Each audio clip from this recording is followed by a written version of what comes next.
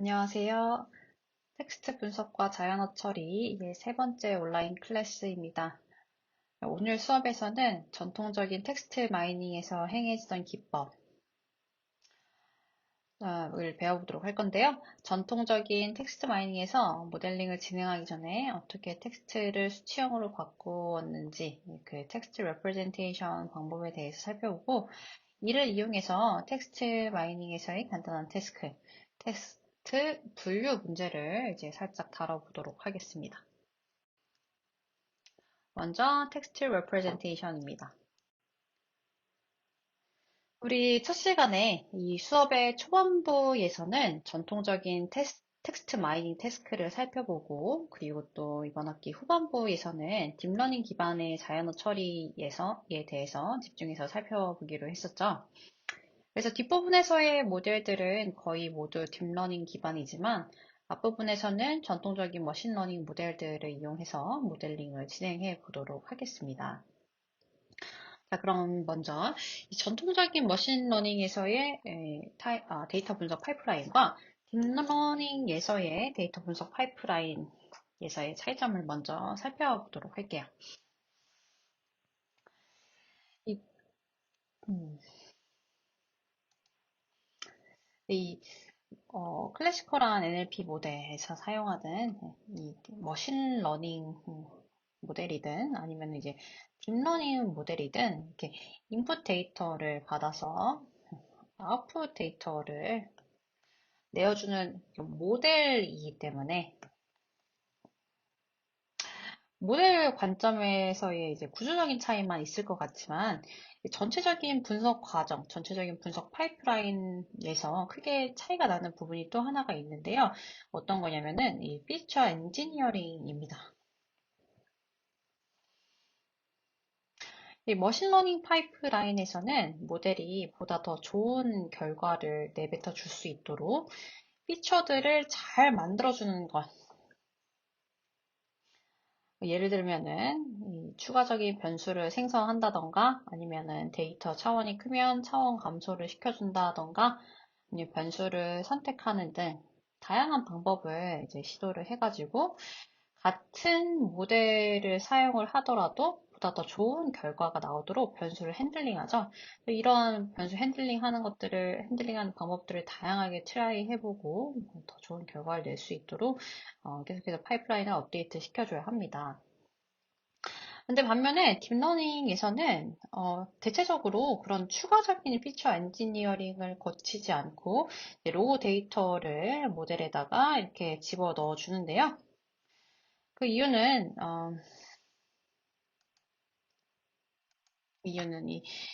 이 뉴럴 네트워크의 앞부분 레이어에서 나의 목적에 맞는 해당 태스크에 걸맞는 이 피처들을 이제 각 노드마다 알아서 학습해 줄 것이라고 가정을 하기 때문입니다. 이와 같은 차이 때문에 전통적인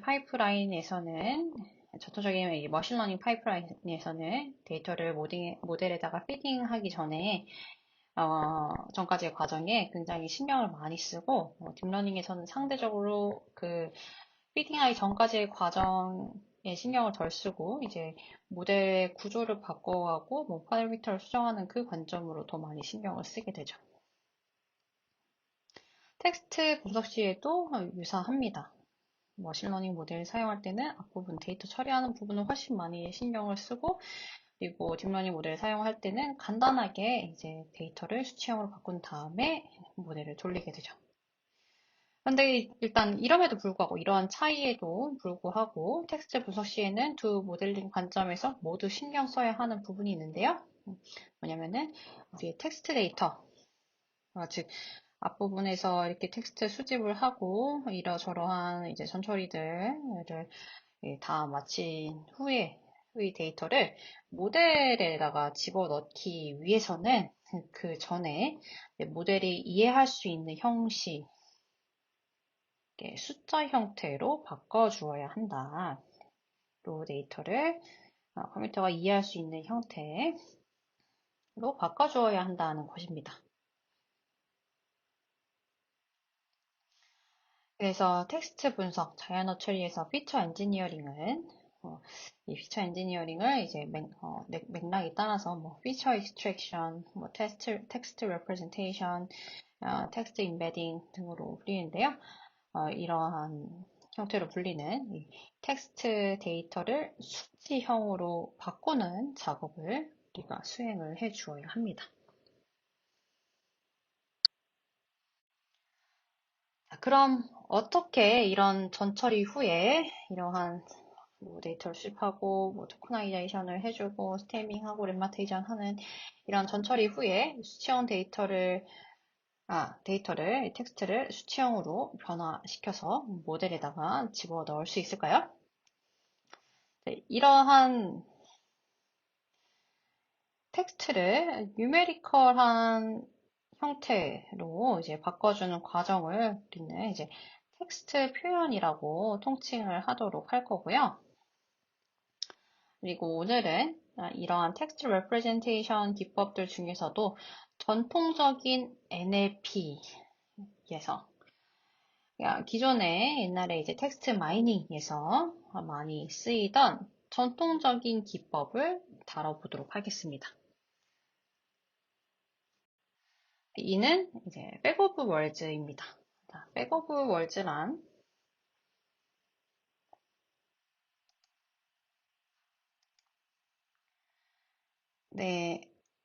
예전에 얘네 자연처에서 많이 쓰이던 전통적인 텍스트 레프레젠테이션 기법인데요. 특히나 텍스트를 분류하는 문제에서 이제 많이 쓰이는 기법이었습니다. 이 방법은 이제 문서가 가지고 있는 모든 단어에 대해서 순서를 무시한 채 빈도만 고려해서 단어가 얼마나 자주, 어떤 단어들이 얼마나 자주 등장하는지로 이 더큐멘트, 문서를 벡터 형식으로 만드는 방법이에요. 이 백 오브 월즈에서는 이제 글의 저자의 의도는 단어 사용 여부나 빈도에서 드러난다라고 가정하기 때문에 어떤 단어가 많이 쓰였는지의 정보를 중요시하게 되고요. 그 단어들이 이러이러한 단어들이 원래 어떤 순서로 있었는지는 고려하지 않습니다. 이 단어들을 그냥 백에다가 다 집어넣고 그것들에 대한 개수를 이렇게 센다라고 해가지고 단어의 컬렉션, 단어의 집합, 단어의 백이다 라고 해서 빈도만 고려하고 순서를 고려하지 않는다라고 해서 백 오브 월즈, BOW라고 불러요. 자, 이런 백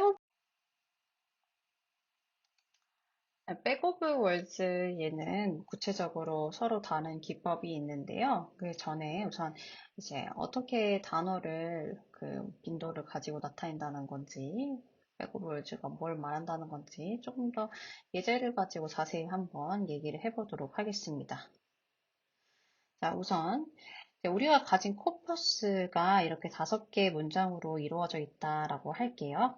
그래서 5개의 도큐멘트로 이루어져 있고요. 이 다큐멘트 하나하나를 이제 벡터로 나타내서 이거를 모델에서의 이제 X 레코드 하나하나 개별 인디펜던트한 레코드로 사용을 해서 그거에 따른 이제 추후에 이제 Y값을 매기는 이런 작업들을 해보도록 하겠습니다. 여기서 이제 필요한 거는 이 도큐멘트를 수치화하는 거예요. 이 도큐멘트를 이제 밑에와 같이 이제 수치화하기 위해서 백 오브 월즈에서는 이제 어떻게 하냐면요. 이 코퍼스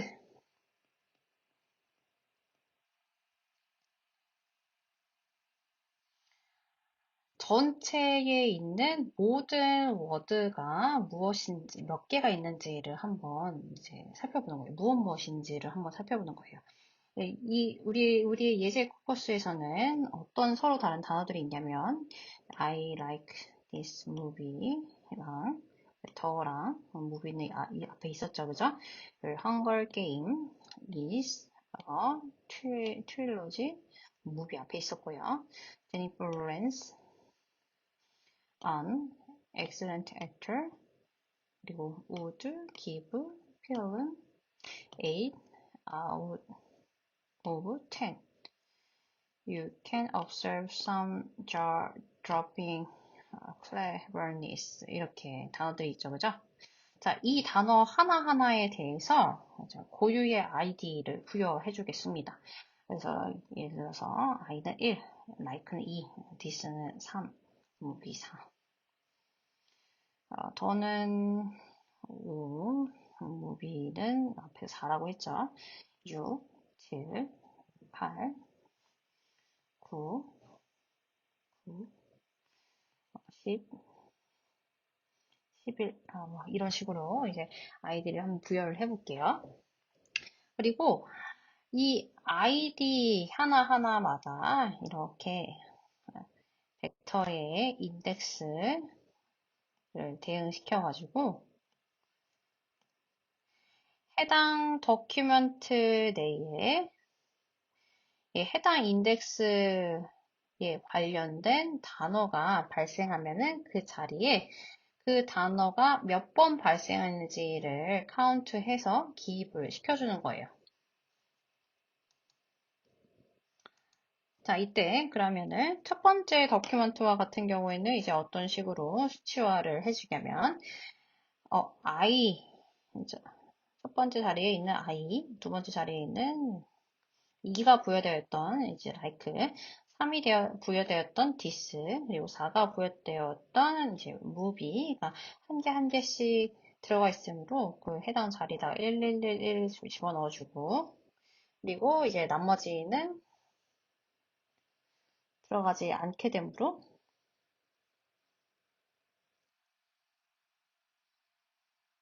다 0을 집어넣어주는 거예요. 자, 그 다음에 두 번째 도큐멘트를 한번 보도록 할게요. 두 번째 도큐멘트와 같은 경우에는 이제 더에 5를 부여했으니까 인덱스 5에다 다섯 번째 자리에다가 1 넣어주고, 그리고 헝거 게임 6, 7 자리 is a trilogy 자리가 하나하나씩 이 단어들이 하나하나씩 들어가 있으니까 이렇게 넣어주죠. 그 다음에 여기 무비가 있잖아요, 그죠? 무비가 아까 전에 4가 부여되어져 있었었는데 이 네 번째 컬럼, 무비에 대한 이 네 번째 컬럼에 해당 도큐멘트에 무비가 두 번 들어가 있으니까 이렇게 2를 집어넣어 줍니다. 그리고 나머지들은 다 이렇게 0을 부여하는 거예요. 이와 마찬가지로 세 번째 도큐멘트, 네 번째 도큐멘트, 다섯 번째 도큐멘트에 대해서 각각의 단어에 대응하는 컬럼에다가 단어의 빈도수를 기입을 해주도록 하겠습니다. 자, 이렇게 하면은 각각의 도큐멘트를 전체 코퍼스에서의 단어의 개수만큼의 차원을 갖는 벡터로 바꿔줄 수가 있죠. 자, 이런 식으로 각각의 도큐멘트를 벡터 형태로 수치화하는 방법이 백오브워즈 기법입니다. 자, 여기에서는 이제 카운트로 단어가 몇 번 발생했는지로 숫자를 기입을 했는데요. 여기에다가 이제 가중치를 부여를 해줄 수가 있어요. 그래서 카운트 기반, 즉 많이 빈번히 발생하면 그만큼 가중치를 부여하는 카운트 기반 벡터화 혹은 또 다른 형태의 가중치를 이용한 TF-IDF 기반의 벡터화 방식이 백오브워즈의 서로 다른 기법으로 존재하고 있습니다.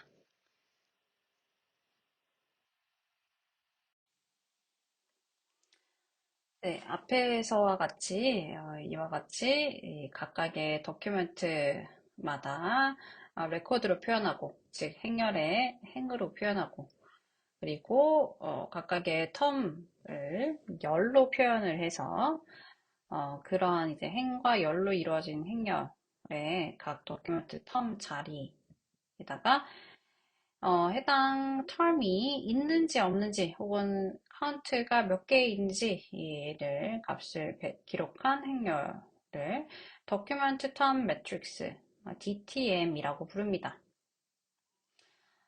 이 DTM에는 이 단어의 존재 유무에 따라서, 존재 여부에 따라서 1과 0으로 표현하는 바이너리 레프레젠테이션도 가능하고, 그리고 그 카운트 몇 번이나 발생하는지 그 텀 프리퀀시를 값으로 기록하는 이제 프리퀀시 기반의 레프레젠테이션도 가능해요. 이거를 이제 또 다른 다음에 이제 밑에 있는 이그젬플 를 가지고서 두 개의 레프레젠테이션 방식이 또 어떻게 차이가 나는지를 다시 한번 예제를 가지고서 보도록 할게요. 자, 우리의 코퍼스에 다음과 같이 두 개의 도큐멘트가 있다라고 가정을 해보도록 하겠습니다. 그러면은 이제 각각의 도큐멘트마다 레코드로 표현을 하기 때문에 얘를 이제 행으로 표현을 할 텐데요. 근데 여기서는 이제 두 개의 표현법을 서로 이제 비교하기 위해서 그냥 행과 열의 자리를 이제 반전시켜가지고 도큐멘트를 열로 단어를 행으로 한번 보도록 할게요. 네, 그래서 이 도큐멘트 두 개의 레코드를 각 표현법마다 보도록 하겠습니다. 그리고 이제 각각의 텀들을 이 DTM에서의 열로, 이 밑에 있는 예제에서는 행으로 이제 표현을 할 건데요. 자, 이 열의 개수, DTM에서 열의 개수는 이 코퍼스에서 서로 다른 유니크한 단어의 개수만큼 존재하죠. 자, 해당 예제에서 몇 개의 서로 다른 단어가 있는지 한번 살펴보도록 할게요. 도큐멘트 1에서 John likes to watch movies 라고 하는 서로 다른 단어들이 있고, 그리고 또 Mary가 있죠? likes는 앞에서 존재했고요. 그리고 to라고 하는 단어가 이렇게 있습니다. 자, 두 번째 도큐멘트 이어서 보면 John 앞에서 발생했고, also랑 풋볼, 게임이 이렇게 새로운 단어가 되겠죠, 그죠? 그래서 이 코퍼스에서 서로 다른 단어는 총 하나, 둘, 셋, 넷, 다, 일곱, 여덟, 아홉, 10개가 있어요. 자, 이 10개의 단어 각각을 팀에서의 열로, 밑에 있는 뼈에서는 이제 행으로 이렇게 표현을 할게요.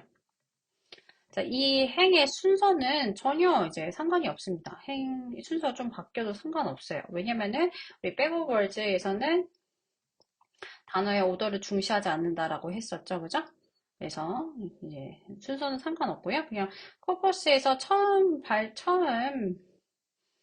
유니크하게 발생한 것부터 시작해가지고 그냥 시퀀셜하게 이렇게 넘버를 이렇게 인덱스를 이렇게 부여를 하기 때문에 이게 지금 보는 순서대로 이렇게 나와 있긴 한데 전혀 무관합니다. 그냥 주어진 컬럼에 주어진 어떤 특정한 이 단어들이 잘 대응되어 있기만 하면 돼요.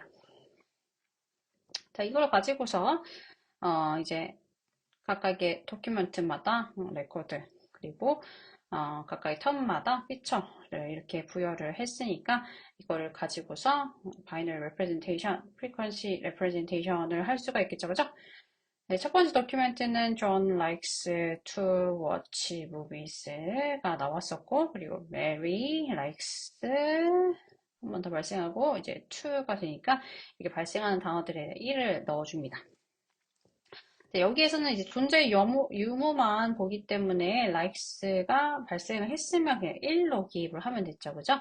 근데 반면에 이 빈도수 기반, term frequency 기반에서는 발생하는 개수만큼 이렇게 카운트 해가지고 표기해 주니까 이 첫 번째 도큐멘트 likes에서 이렇게 다음과 같은 차이가 발생하게 되겠네요. back of words는 이렇게 바이너리 레프레젠테이션으로 이제 단어의 존재 여부를 가지고서 이렇게 다큐멘트를 다음과 같이 벡터라이즈 여기서는 지금 10차원의 벡터로 벡터라이즈 했죠. 10차원의 단어로 벡터라이즈 하거나 아니면은 프리퀀시 단어의 카운트 기반으로 해서 이렇게 다음과 같이 벡터라이즈를 해줄 수도 있습니다. 근데 기본적으로 이런 두 가지 존재나 카운트 방식이 가능하지만 이렇게 그냥 존재만 하는 걸로는 사실을 많이 사용하지 않아요. 여기 이제 이 백오브 월즈 기법에서는 이게 바이너리한 형태로는 잘 보지 않고 또 다른 나중에 디스트리뷰셔널한 방식에서 뭐 다큐멘트 텀 매트릭스가 아니라 이제 월드 텀 매트릭스 뭐 이런 거 사용을 할 때 그때나 사용을 하는데요. 뭐 일단 차치하도록 하고요.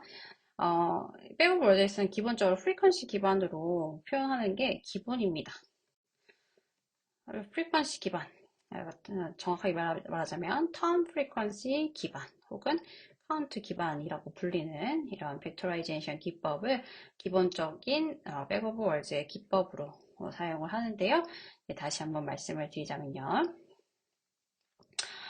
이제 단어와 벡터 내에 각 요소의 숫자 값을 할당할 때 각 문서에서 해당 단어, 해당 컬럼에 대응하는 단어가 등장하는 횟수를 부여하는 벡터화 방식, 단어 빈도, 텀 프리퀀시를 그 자리에 해당 더큐멘트에 해당 단어의 벡터 요소에다가 이렇게 부여하는 방식을 카운트 기반의 벡터라이제이션, 카운트 기반 벡터화라고 불러요.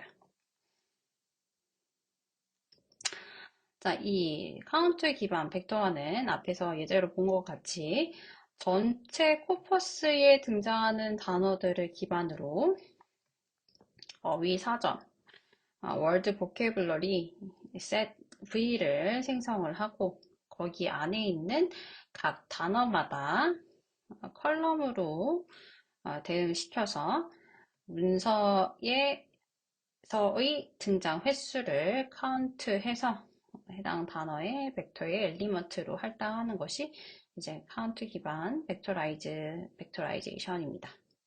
자, 그래서 이제 밑에 있는 예제를 보시면요.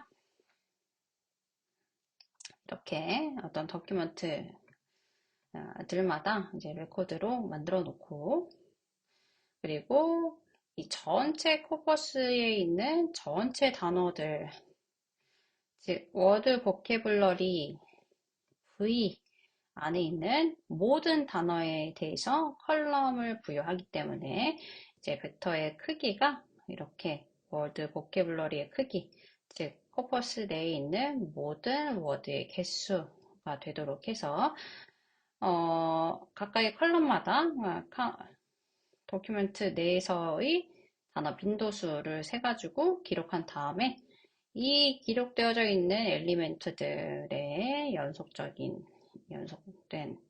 이 시퀀스, 즉 벡터를 해당 도큐멘트를 수치화하는데 사용해주는 게 카운트 기반 벡터라이제이션이에요.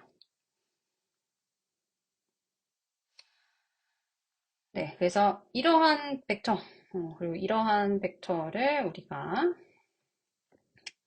사용해서 이 텍스트를 다음과 같은 벡터로 바꾸어 가지고 모듈에다가 인풋으로 집어넣어 줄 겁니다. 자, 우리 앞에서 이 DTM 밑에 이제 보이는 것이 이제 DTM의 또 다른 예죠, 그죠? 이 DTM을 바이너리 레프레젠테이션으로 혹은 프리퀀시 레프레젠테이션으로 해줄 수가 있다라고 했었죠, 그죠? 만약에 바이너리 레프레젠테이션이었으면 여기 이제 발생하는 애들마다 이렇게 1111이 부여될 거예요, 그죠? 지금 여기는 이제 카운트 기반이기 때문에 실제 발생하는 개수만큼 이렇게 부여된 것을 볼 수 있습니다. 자, 바이너리 레프레젠테이션이 왜 이제 안 좋으냐면요. 이 다큐멘트들 사이에 공통적으로 발생하는 단어들이 굉장히 많으면은, 그러면은 이제 벡터 사이에 차이가 별로 나지 않는다라고 하는 그런 단점도 있는데요. 중요한 것은 이제 그보다 더 중요한 이유는 무엇이냐면은, 우리가, 이 앞에서 백오브 월즈를 설명을 할 때, 이 다큐멘트 가까이 도큐멘트들은 이 도큐멘트를 구성하는 단어들이 이 도큐멘트의 성질을 나타낸다라고 말씀을 드렸잖아요. 그러니까 단어들이 이 도큐멘트를 표현을 하는 애들, 단어들이 이 도큐멘트를 특징을 짓는 애들이기 때문에 어떤 특정 단어가 빈번하게 발생하면 발생할수록 그 단어가 해당 도큐멘트의 주제와 굉장히 연관이 되어 있다라고 볼 수가 있겠죠, 그죠? 예를 들어서 도큐멘트 1이 데이터 분석과 관련된 도큐멘트라면은 이런 데이터라고 하는 단어와 분석이라고 하는 단어가 다른 도큐멘트보다 더 빈번하게 발생을 할 거예요. 그죠? 만약에 도큐멘트 3이 뭐 데이터 분석과 관련이 없었으면은 지금 이 프리퀀시보다 덜 발생할 거예요. 그죠?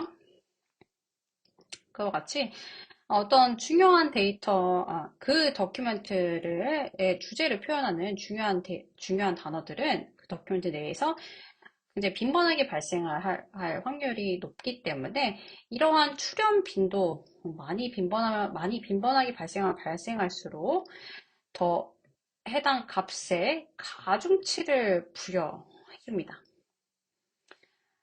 그래서 출현 빈도가 높을수록 중요한 단어로 취급되도록 값이 더 커지도록 이렇게 만들어 줄 거예요. 이렇게 표현하는 게 해당 도큐멘트를 더 잘 레프레젠테이션 하게 되겠죠? 그래서 count를 이용해서 해당 도큐멘트를 representation 하는 기법이 count based vectorization입니다. 그리고 이런 문서 D에 등장한 단어 T의 횟수, 이런 count를 우리가 TF라고 부를게요. TF, TD라고 도큐멘트 D에서 T가 발생하는 개수를 term frequency라고 불러보도록 하겠습니다. 자, 백오브 월제에는 그래서 기본적으로 count based vectorization을 사용을 하는데요. 이 외에도 다른 기법이 있다라고 했었죠. 어떤 기법이냐면 TF, IDF, Term Frequency Inverse Document Frequency Based Vectorization이에요. 자, 이 방법은 무엇이냐면요. 앞에서 빈번하게 발생하는 단어일수록 해당 문서, 도큐멘트에서 중요한 역할을 담당한다라고 했는데, 앞에 예제에서 보시면은 이다와 같이 이제 별로 중요하지 않은 단어, 중요하지도 않은데 그냥 일반 문장 구성상에 많이 사용하는 단어들, 이런 범용적인 단어들이 굉장히 높은 숫자로 잡힐 수도 있어요. 카운트 기반에서는 빈번하게 발생할수록 중요하기 때문에 그 값을 높게 잡는다라고 했는데 그 높게 잡은 값이 사실은 별로 중요하지 않은 단어일 수 있는 거죠. 너무 원래부터 많이 나타나기 때문에요. 이런 범용적인 단어들이 뭐 영어에서는 and나 뭐 더나 정관사나 뭐 부정관사 이런 것들이 있겠고 한국어에서는 앞에서 본 것과 같이 뭐 이다 이런 것들이 있을 수가 있겠죠, 그죠? 그래서 이런 범용적인 단어도 값이 높게 나타나는 이 TF 즉 term frequency 기반의 벡터라이제이션의 단점을 조금 줄여주기 위해서 이렇게 범용적으로 사용하는 단어는 어떤 낮은 가중치를 부여해 주도록 만드는 것이 TF, IDF입니다. 자, TF, IDF는 어떤 식으로 구성되냐면요. 앞에서 보았던 그 TF, 한투 기반의 벡터라이제이션 값에다가 어떤 다른 가중치를 부여를 해주는 거예요. 이 단어가 얼마나 중요한지를 또 나타내주는 또 다른 값을 이렇게 곱해가지고 TF, IDF로 삼습니다. 자, 이 TF에 곱해지는 이 가중치, 이 IDF에 대해서 좀 더 살펴보도록 할게요.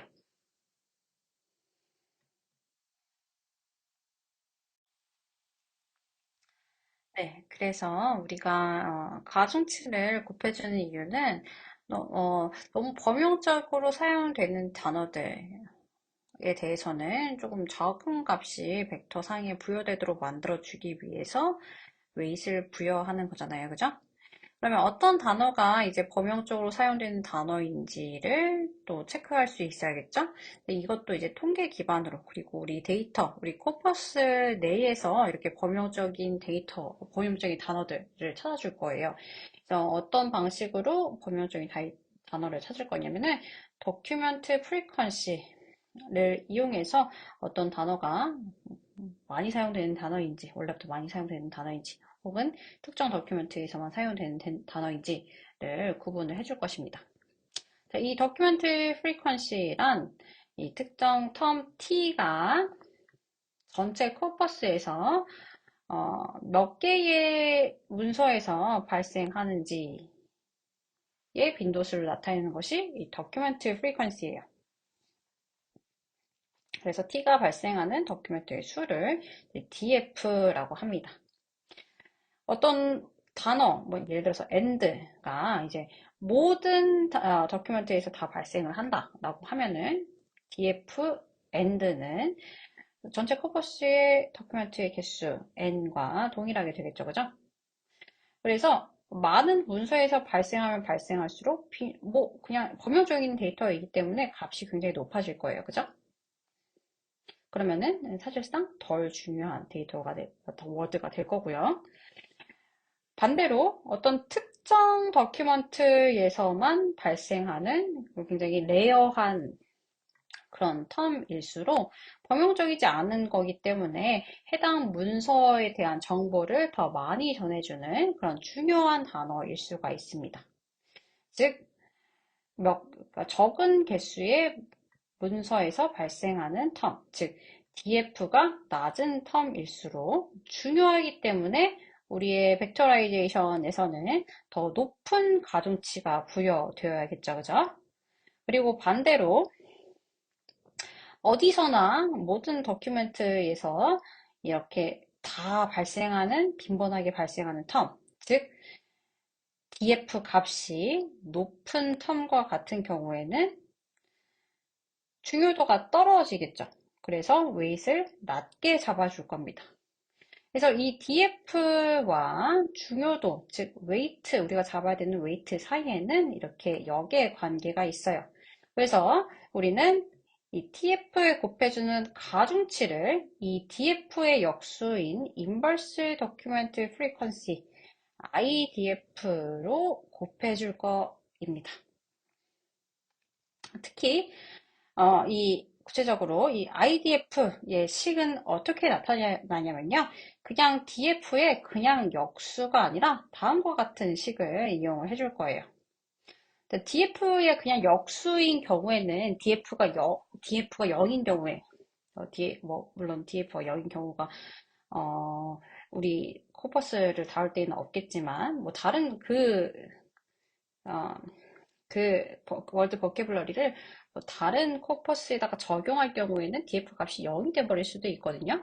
근데 분모가 0이 되면은 값이 발생하니까 안 되겠죠, 그죠? 값이 성립하지 않으니까 이 분모에다가 df에다가 1을 더해주고 그 다음에 이 지금 가중치 값은 우리가 그 TF의 값에다가 뭐 더 큰 값으로 만들어주기 위해서가 아니라 TF의 값을 적절하게 그 중요도에 따라서 좀 조절하기 위해서 만들어주는 거예요. 그래가지고 이 값이 전체 1을 넘지 않도록 분자에다가 이렇게 전체 코퍼스 안에서의 도큐멘트의 개수를 이렇게 집어 넣어가지고 이 값이 0부터 1 사이의 범위가 되도록 만들어줍니다. 그리고 이 역수만을 이렇게 이용을 하면은 이 IDF의 효과가 너무 커져가지고 이 TF IDF의 값이 굉장히 이제 TF가 높음에도 불구하고 엄청 낮은 값이 돼버릴 수도 있어요. 그래서 그런 효과를 조금 방지해주기 위해서 이제 IDF의 값을 이제 조금 크기를 줄이기 위해서 로그 값을 취해줍니다. 자, 그러면은 이제 TF를 조금 더 중요시하고 그 TF를 조절하기 위한 방식으로 이제 IDF를 사용하는 것처럼 만들어질 수가 있겠죠, 그죠? 자, 그래서 이 IDF를 곱해서 다음과 같은 TF, IDF 값을 정의합니다. 원래의 앞에서 보았던 카운트 기반 방식 사용했던 텀 프리퀀시 이 값에다가 다음과 같은 가중치를 곱해서 진짜로 중요한 텀에 대해서만 값이 높아지도록 만들어 줄 거예요. 그래서 이 식에서 이 두 부분의 이제 역할을 보자면 텀 프리퀀시 TF 부분은 이제 해당 도큐멘트 D에서 이 텀이 많이 발생하면은 그 단어는 중요하다. 중요하니까 높게 가져야 된다. 라고 하는 역할을 담당하게 되고요. IDF와 같은 경우에는 해당 텀이 너무 많지 않고 좀 적게 발생한다면 전체 코퍼스에서 여러 도큐멘트가 아니고 특정 도큐멘트에서만 발생을 한다면 그 단어를 조금 더 중요하게 처리하도록 가중치를 다른 것보다 더 높게 잡아주는 그런 역할을 하게 해줍니다. 그래서 둘 다 이제 조금 다른 방식으로서 이제 단어의 중요도를 보고 중요하면 중요할수록 높은 값을 부여해 주도록 만들어 주는 거예요. 자, 그래서 앞에서의 이 두 개의 도큐먼트를 카운트 기반 방식으로 벡터라이즈 했던 거에다가 그 예제에다가 이제 TF IDF를 적용한 예제를 한번 보도록 할게요.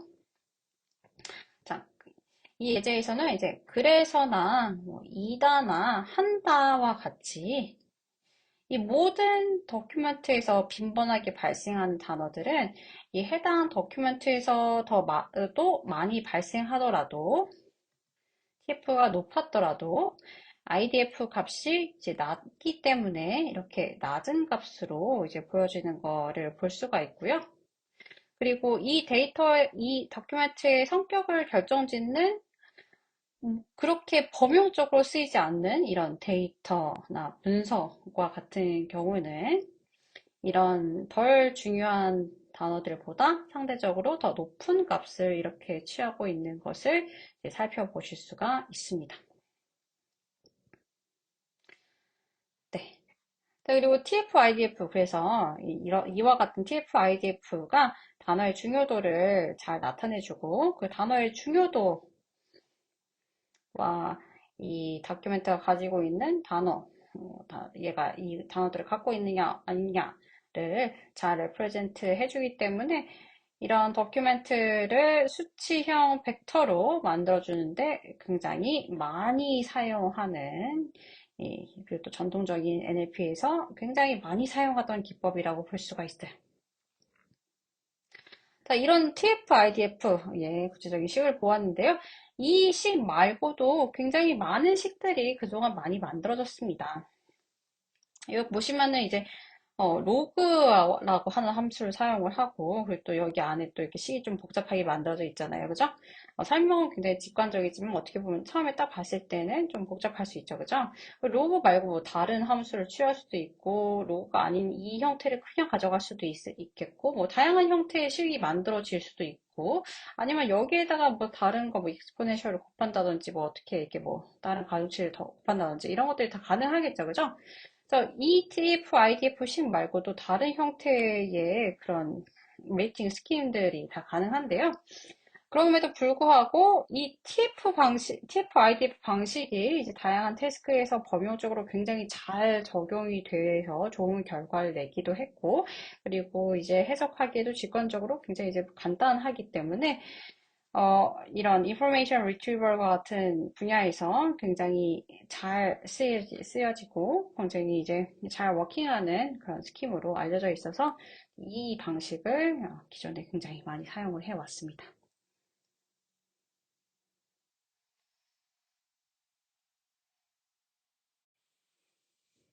네, 여기까지 그 전통적인 텍스트 마이닝에서 문서를 벡터화 시키는 대표적인 방법 백오버월드, 그 중에서도 TF, IDF 기반의 방식을 살펴보았는데요.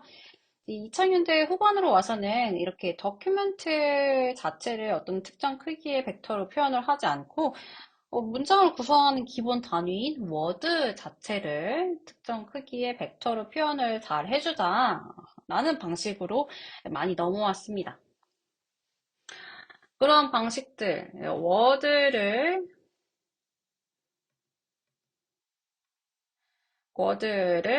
벡터 형태로 만들어주는 거를 우리가 워드 임베딩이라고 불러요. 이 워드 임베딩에는 이제 앞에서 보았던 TF, IDF나 뭐 카운트 기반 방식보다 훨씬 더 다양한 기법들, 모델들도 굉장히 천차만별로 다른 여러 가지 이제 워드 임베딩 방법들이 있는데요. 이 나중 수업에서 더 자세하게 다양한 기법들을 살펴보도록 할 거예요. 그 중에서 이제 대표적으로 이제 가장 기본적인 워드 임베딩 방식이 이제 워투백이라고 하는 방식입니다. 앞서 보았던 그 백오브 월즈는 우리가 프리퀀시를 세준 거기 때문에 이제 통계 기반의 방법이에요. 이와 유사한 다른 통계 기반의 방법들도 있고요. 그런데 이제 2000년 초반부터 해가지고 모델 기반의 방식들이 많이 생깁니다. 그리고 2010년 이제 초중반부터는 특히나 이제 뉴럴 네트워크 기반으로 단어를 임베딩하는 뉴럴 임베딩 방식을 많이 사용을 하는데요.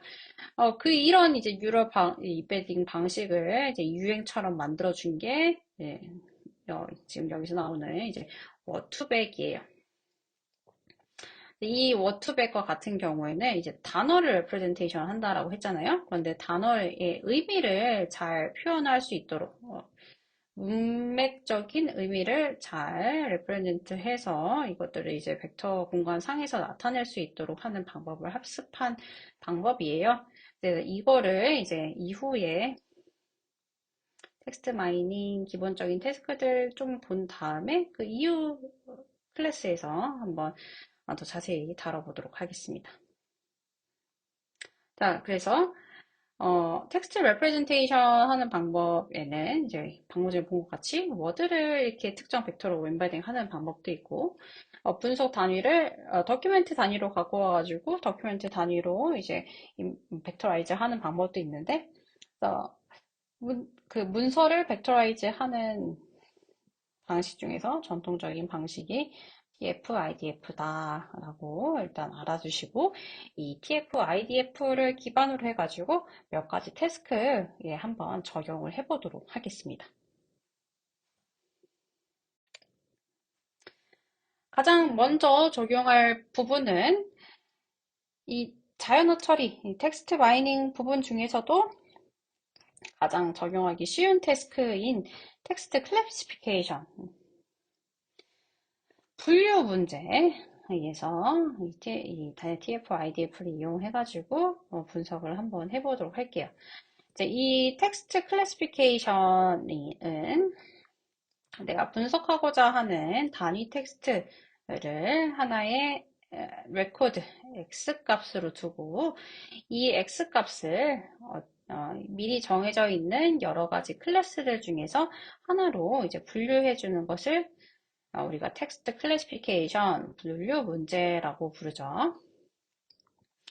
그래서 예를 들어서 스팸 필터링과 같은 경우에는 이 어떤 이메일이 얘가 그러니까 정상 메일인지 아니면 스팸 메일인지 글씨 쓰기가 너무 힘드니까 그냥 최대한 필기를 안 하도록 할게요. 스팸 메일인지 이 둘 중에 하나로 이렇게 분류해주는 문제가 스팸 필터링이 되겠고요. 혹은 뭐 뉴스를 주제에 따라서 분류한다라고 하면은 얘가 스포츠 뉴스냐, 연예 뉴스냐, 뭐 정치 뉴스냐에 따라서 정해져 있는 클래스들 중에서 하나로 이렇게 분류가 되도록 이제 만들어 줄 거예요. 그리고 또 이 텍스트 분류, 옛날부터 많이 해오던 텍스트 분류 문제들 중에서 굉장히 이제 많은 연구에서 사용되어 오던 문제, 사회학이든 공학이든 막론하고 굉장히 많이 사용되던 어플리케이션 중 하나가 감성 분석이라고 하는 문제가 되겠는데요. 이 감성 분석은 이 텍스트에서 표현되는 감정이 부정적인 감정인지 혹은 긍정적인 감정인지 혹은 더 나아가서 중립적인 감정인지로 분류하는 태스크를 의미합니다. 이거를 이제 감성 분석이라고 해요. 그래서 빈번하게 많이 사용되는 텍스트 클래시피케이션 예제 중에 하나하고 실제로 어플리케이션도 굉장히 많이 이루어지고 뭐 예를 들어서 소비자의 의견을 듣는 뭐 리뷰 분석 이런 데에서도 많이 사용되는 그런 어플리케이션과 관련된 유명한 문제이기 때문에 이 센티멘트 어널리시스를 기반으로 해가지고 이 텍스트 분류 문제를 한번 이제 우리 실습을 한번 해보도록 하겠습니다. 그래서 다음 실습 시간에서는 이 센티멘트 어널리시스를 진행을 할 건데요. 이 실습에 앞서서 일단 이 태스크에서 뭘 하고자 하는지를 이번 시간에 먼저 온라인 강의에서 설명을 드리도록 할게요.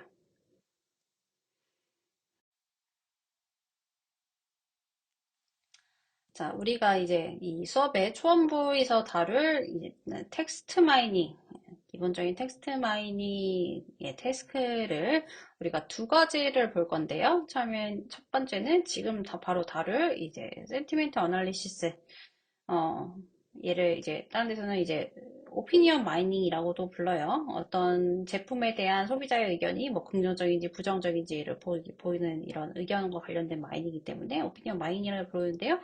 이런 감성 분석, 텍스트 클래시피케이션 문제. 두 번째로는 이제 토픽 모델링이 있습니다. 이 두 가지 주제를 기본적으로 예전 전통적인 텍스트 마이닝에서 많이 다뤘고요. 뭐 예전에는 이제 뭐 딥한 언어 모델이 나오기 전에는 뭐 이 외에도 다양한 태스크들이 있었지만 그 태스크들이 사실 옛날 텍스트 마이닝에서는 잘 워킹하지 않았어요.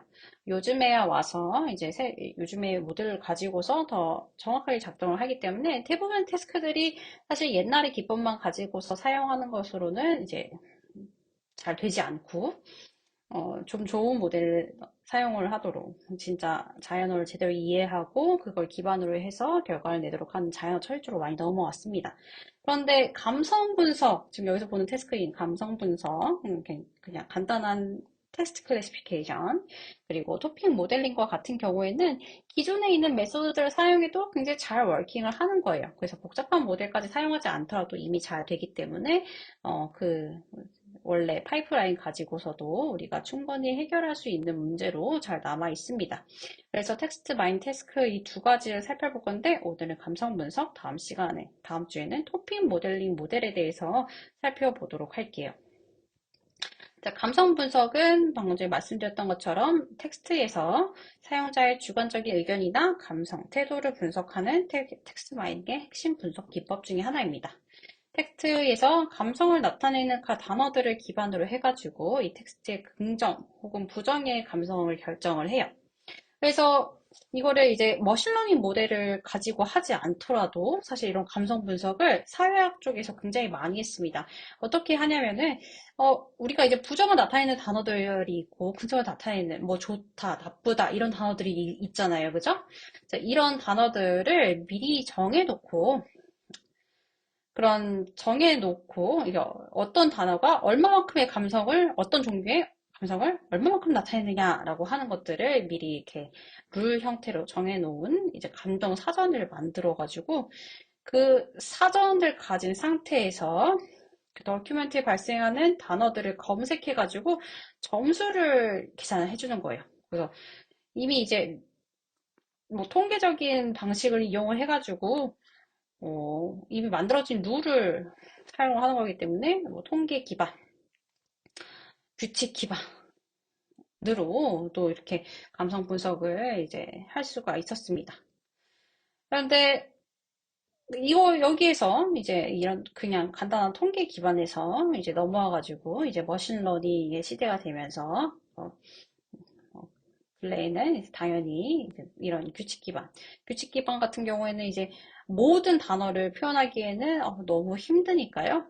그리고 또 이제 문맥에 따라서 뭐 어떤 단어가 실제로 그 룰에 맞지 않을 수도 있으니까요. 전체 문서를 다 보고서 이 다큐멘트가 진짜 긍정인지 부정인지 잘 확인할 수 있도록 조금 더 복잡한 모델 를 학습시켜가지고 이 모델을 통해서 감정을 분류해주는 이런 예측 기반의 모델 기반의 감성 분석 분석을 이제 진행을 해 왔습니다. 이 부분이 이제 텍스트 마이닝을 통한 이제 감성 분석이 되겠고요. 오늘은 이 부분을 우리가 다뤄보도록 할 거예요. 이 감성 분석, 이게 목적은 주어진 데이터에 대해서 감성 분석을 진행을 하는 것입니다. 그리고 이걸 진행할 수 있도록 하기 위해서 예측 모델을 해야 하는 거예요. 내가 나중에 이제 분석을 진행할 데이터는 아직 레이블이 없는 데이터, 감성 레이블이 없는 데이터일 수도 있는데요. 근데 우리가 모델을 훈련하기 위해서는 레이블이 달린 데이터가 필요하죠. 그죠? 이 레이블이 달린 데이터를 가지고서 먼저 훈련을 시키고 얘를 다른 데이터에 적용을 하는 이런 형태로 진행을 해보도록 하겠습니다. 자, 이런 감성 분석에 필요한 모델, 그 분류 모델은 지도학습 모델이에요. 슈퍼바이즈드 모델인데요. 이 슈퍼바이즈드 모델은 나의 데이터에 대한 정답값이 부여가 미리 되어 있어야 합니다. 그래서 이런 정답값 y가 부여된 데이터를 우리가 레이블드 데이터라고 하는데, 그리고 이 y를 레이블이라고 하는데, 이렇게 레이블이 잘 매겨진 데이터를 가지고서 우리가 분류 모델을 학습을 시킬 수가 있어요. 자, 그러면 센티멘트 어널리시스에서 x랑 y는 이제 무엇일까요? 이 센티멘트 어널리시스를 포함해서 모든 이제 ML 문제에서 X는 나의 분석 단위입니다. 내가 정답을 구하고자 하는 그 독립적인 데이터 단위, 하나하나의 단위가 X인데요. 센티멘트 어널리시스에서는 내가 감정을 보고자 하는 그 텍스트, 그 도큐멘트.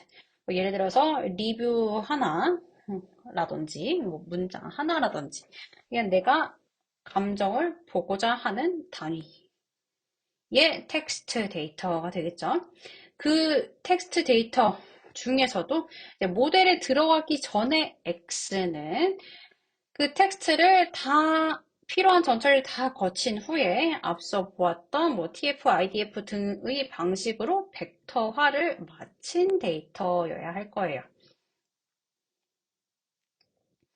자, 그럼 그 데이터에 부여되어야 되는 레이블 Y는 무엇일까요? 우리가 지금 감성, 부정인지 긍정인지를 분류하고자 했으니까 이 X가 긍정인지 포지티브인지 네거티브인지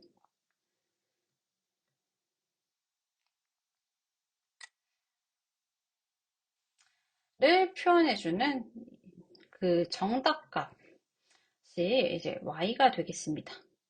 네, 슈퍼바이즈드 모델에서는 이러한 형태의 데이터 X 각 레코드마다 Y 값이 이렇게 부여되는데 벡터화된 텍스트에 따라 이제 긍정 혹은 부정의 Y 값 긍정이면 1, 뭐 부정이면 0으로 표현해가지고 1 또는 0의 값을 갖는 이런 Y들이 부여가 되어 있는 채로 있어야지 우리가 이제 모델을 만들 수가 있어요.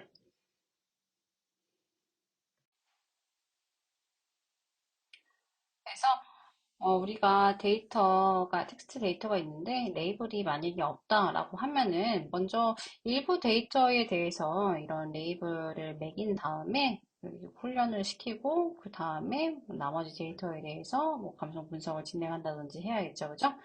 혹은 이런 방식도 가능한데요. 내 데이터, 뭐 예를 들어서 내가 감성 분석을 진행하고자 하는 뭐 크롤링한 리뷰 데이터, 혹은 크롤링한 뉴스 텍스트 데이터, 혹은 크롤링한 뭐 메시지들, 이런 것들에 레이블링을 하지 않고도 그냥 분석을 진행하고자 한다면은 그냥 이미 레이블이 달린 다른 데이터에 감성 분석을 위해서 만들어진 레이블이 된 데이터를 어디선가 가지고 와가지고 이걸 가지고 먼저 모델을 만들고 그 모델을 나의 데이터에다가 적용시켜가지고 프리딕션 하는 형태로 분석을 하는 것도 가능합니다. 나중에 보겠지만 그렇게 하면 정확도가 조금 떨어질 수가 있긴 한데요. 그럼에도 불구하고 가장 쉽게 할 수 있는 데이터에 레이블을 붙이지 않고 내가 원하는 분석을 진행하는 방안으로 이미 있는 다른 데이터를 활용하는 거예요. 감성 분석은 워낙 많은 사람들이 하기 때문에 영어도 그렇고 한국어도 그렇고 이런 감성 분석을 위한 감성 분석 모델 구축을 위한 데이터가 잘 만들어진 것들이 있습니다.